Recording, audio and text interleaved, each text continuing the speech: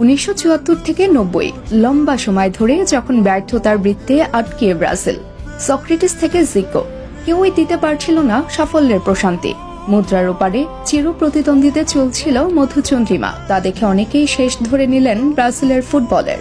ঠিক তখন ইংলিশ কিংবদন্তি গ্যারি লিনেকার বলেছিলেন, ফুটবল যাদের জীবনে মিশে তারা কখনো ফুটবল থেকে হারাতে পারে না। পরের অধ্যায়টা সোনালী ফ্রেমে বাঁধিয়ে রাখা শুধুই ব্রাজিলময় ইতিহাস।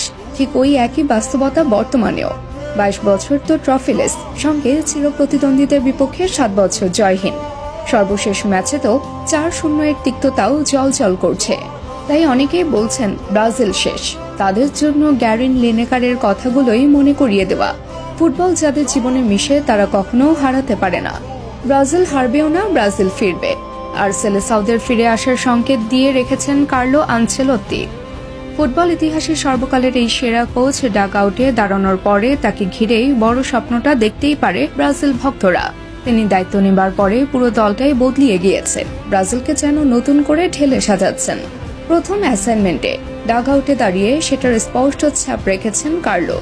সাবেক রিয়েল বসের ছোঁয়াতে ব্রাজিল এখন প্রাণবন্ত এক দল এবং আগামী 2026 বিশ্বকাপ ঘিরে তার পরিকল্পনা রেখেছেন। সে পরিকল্পনা অনুযায়ী তিনি খেলতে চান বড় দলগুলোর বিপক্ষে, যে তালিকায় আছে আর্জেন্টিনার মতো দলও।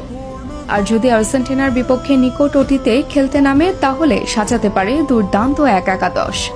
যে একাদশের ফ্রন্ট লাইনে লেফট উইংয়ে থাকবে রিয়াল মাদ্রিদের গতি তারকা ভিনিসিয়াস জুনিয়র, লেফট থাকবেন রাফিনিয়া এবং মাঝে রাখতে পারেন জুয়াও পেদ্রোকে, যে কিনা সর্বশেষ ক্লাব বিশ্বকাপে পায়ের ঝলকে করলেন বাজিমাত।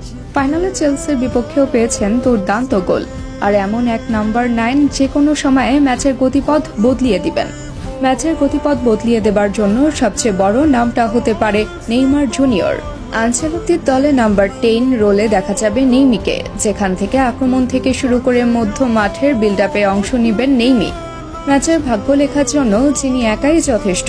আর এমন একটা আক্রমণ ভাগ নিয়ে মাঠে নামলে নিঃসন্দেহে স্কালোনির জন্য দুশ্চিন্তাই বইকি। যদি ব্রাজিল আর্জেন্টিনার ম্যাচটা আগামীতে কবে হবে নিশ্চিত নয়, তবে যতটুকু জানা যায় বিশ্বকাপের আগে আর্জেন্টিনাকে প্রস্তাব দিবে ব্রাজিলের তরফ থেকে। আর যদি আর্জেন্টিনা সেটাকে সাড়া দেয়, তাহলে মাঠে গড়াবে ম্যাচটি। অবশ্য শুধু আর্জেন্টিনাই কেন, পৃথিবীর যে কোনো দলের ডিফেন্স লাইনের বিপক্ষে এই আক্রমণ ভাগ নিয়ে মাঠে নামলে উড়িয়ে দেবার সক্ষমতা রাখে ব্রাজিল।